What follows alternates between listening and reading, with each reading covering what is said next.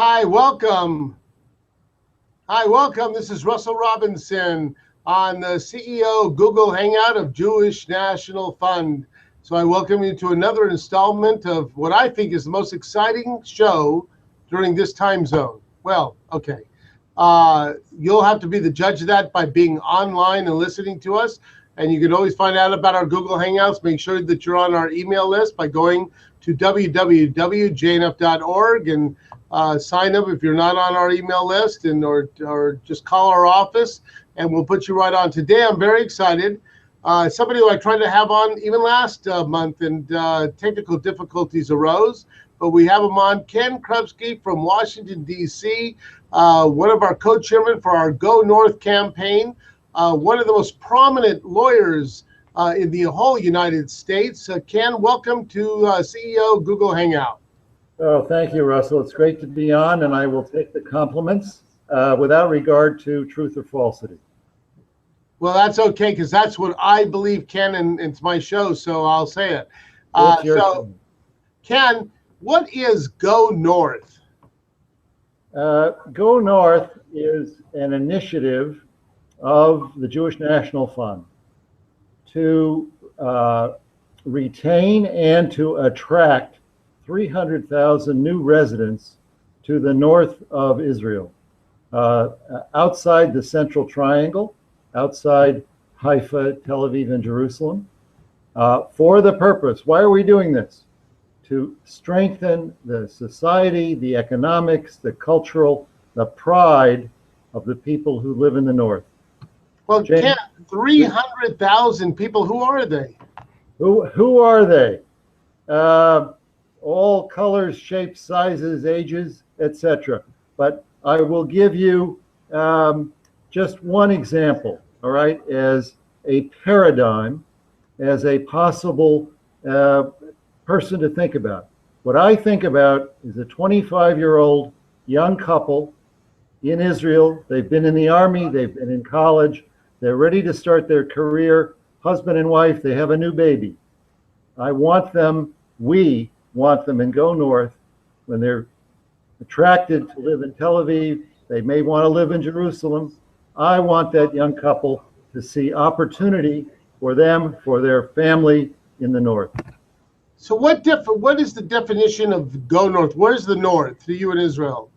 The definition is starting with Haifa on the seacoast, everything north of Haifa, and everything northwest of Haifa. So outside the Haifa, Jerusalem, Tel Aviv triangle, north of that triangle. So that's a large portion of Israel, almost 20% of Israel. Who are the population living there now? What is their issues? Why haven't 300,000 people moved there before? Long historical answer could be given as to why that is the case. Number of reasons. I think part of it simply is the attraction to the immigrant population who have come into Israel, as we know, in the last 67 years, naturally are attracted to population centers, despite efforts of government to locate new immigrants in cities outside the center. But people have been attracted by jobs, by where there are a lot of other people living, where there are cultural and society and other things that help people into that center. That's been the natural history so far. The government and the private sector have not done enough working together as partners. They have not done enough to promote and to grow and strengthen the so-called, quote, periphery, which is the north and, of course, the Negev in the south. And Ken, why Jewish National Fund? Why is it so important for us as an organization to be taking on this lead role for populating the Galil? Why should JNF do this? Because we are Zionists in the 21st century. Because we want to strengthen the land of Israel for all of its people, everywhere in the land of Israel. And what we see here are two major sections of the country, the north being one, and for a number of years we've focused already on the Negev, two major sections of the country which are not populated with quality societies. They are the periphery. So why are we doing it? We strengthen and build Israel for all of its residents. So Ken, I introduced you as a lawyer. You're in Washington D.C. area. You are involved in Jewish Council, and you're a contributor. How much really are you involved in Go North? Are you really involved in doing? It's a nice presentation. What's your involvement, and what are other lay leaders doing with you? I think the attraction of Go North, in particular, to me, and many other lay leaders who are involved on our task force, on our team, it gives us an opportunity not just to write a check. That's what we all do, and we all should do.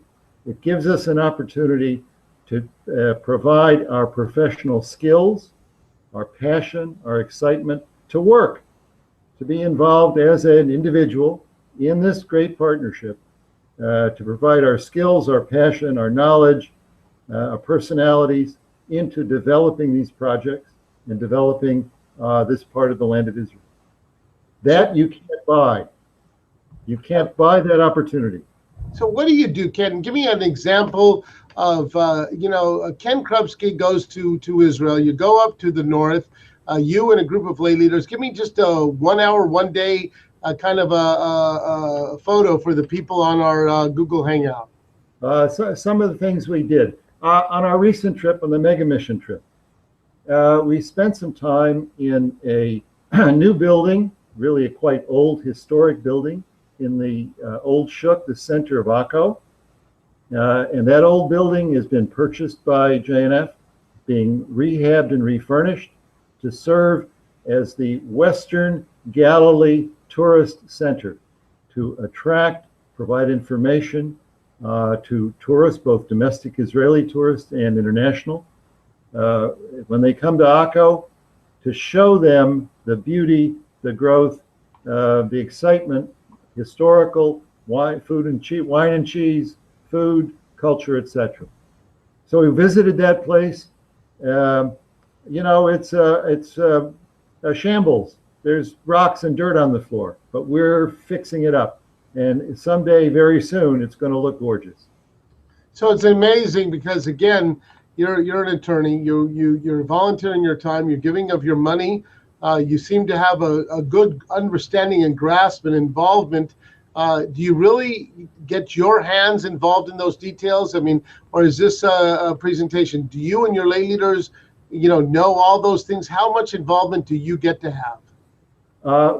We get to have as much involvement and as much day-to-day interaction with the people on the ground as any of us wish to have. It's an open field, and one of the things I'm trying to do in being the co-chair of Go North is to attract volunteers of lay leaders.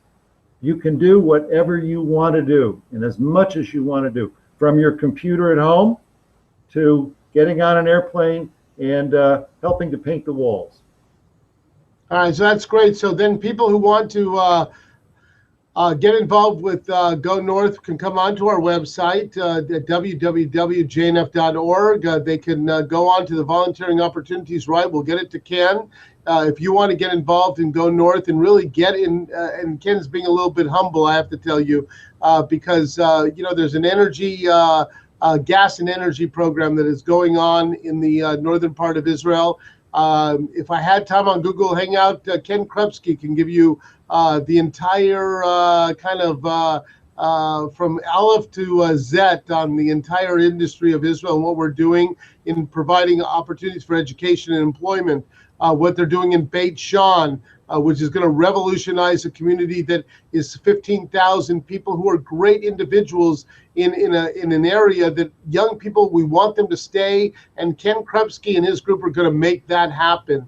So from tourism to all education, all sorts of avenues, come on and learn more about Go North and all of our task force and work with people like Ken Krupski, and you'll be amazed that you can give money, and we want you to give money, but you can also have all that involvement, and you can be around unbelievable individuals like Ken Krebsky. Ken, I want to thank you very much for all that you do, leading the way on the Go North. And 300,000 may sound like a vision and a dream, but it's not, because I know that you're going to be leading us there and sitting on the hilltops and looking at the new creations that you've been part of in this nation of Israel. So thank you very much. Thank you, Russell. Great pleasure and opportunity to be here with you today on the greatest show on 3rd Avenue in 46. By the way, New York City now, because you're on it, and the whole country. But I just want to wish everybody, tomorrow we're going to be celebrating 67 years of Israel's birth. 67 years. Israel is 2% population of the whole Middle East. And if you think about that, 2%, yet it makes so much in the news. It makes in the news because it is a country that truly makes the world a better place. It is bringing to African farmers a water product that's bringing food onto their plate. It's taking what we are involved in down in the Arava, in Eikat, where 2,500 people from Southeast Asia are getting 22 credit hours of college credit and learning agua and agriculture. It's a country that has the excitement and vitality of Tel Aviv, and with everything that goes with it as any fine city in the whole world. And it is a country of citizens who are only there trying to become better every day, to live in life in peace. And it's our opportunity, as Ken said, in the diaspora, to join in on the nation still under creation. The Jewish National Fund is allowing us to have that voice in Israel, to have that connection in Israel. And as we celebrate 67 short years of this wonderful place called Israel, the nation of the Jewish people, we want to wish you a happy birthday, and to all of us, because their birthday, their celebration is a celebration for the Jewish people everywhere. It's a celebration of our pride, of our connection. It's a celebration of who we are in the diaspora. And I say to all Israelis, thank you for making us better in the diaspora as we work with you and partners in the future and Go North and all of our other initiatives. And, Hag Sameach to all the people of Israel and to all the Jewish people everywhere. I'll see you next month on JNF's Google Hangout.